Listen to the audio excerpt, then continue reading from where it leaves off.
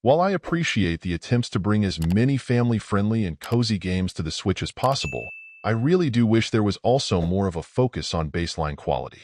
Just because something is simpler, cuter, and more approachable doesn't mean it shouldn't still be firing on all cylinders in terms of the quality of play. In the case of Smoothcade, I'll admit that in general its play was already pretty underwhelming as a whole, but then when it has elements that feel in common with Bubble Bobble and invite those comparisons, the situation further deteriorates. You can see some earnest effort to make the most of the action. You'll be doing some platforming, using your small, what I assume are magical puffs of smoke to hit targets and items as well as enemies. And there's even an element of puzzle solving, whether needing to work out how best to navigate a stage, or which type of magic you'll need to use to knock out specific obstacles that can block your way. Throw in some assorted power-ups you can work with, some periodic boss battles, and quite a lot of mixing of the different elements, and there's at least some variety. The problem is in the presentation and the execution. I don't typically beat up on the art styles that games use, but the very Flash game-esque look it uses is easily among my least favorite, as I find it makes for a very stiff overall look. My second issue is with the controls, which aren't quite terrible, but do lack nuance.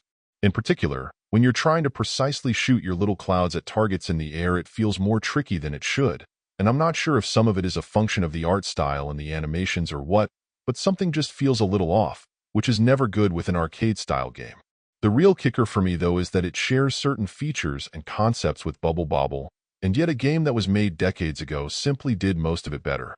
Again, you can see what the developers are trying to do. It just doesn't feel like it was fully ready for the masses in the eShop just yet. The shame is that this feels like a game I should have enjoyed and really wanted to give a fair shot, but it feels like it stepped on its own feet too much in my playtime to get excited about it. If you're looking for something to play with younger gamers, perhaps its cute characters will have some appeal, but I'm not sure it plays as smoothly or easily as would be ideal for them either. That leaves the game in an odd spot, perhaps a little too aggravating for less seasoned gamers, but too benign for more experienced ones. Overall, my final score for the game ended up being a 6. And if you're interested in picking it up, it's currently available on the Switch eShop for $7.99.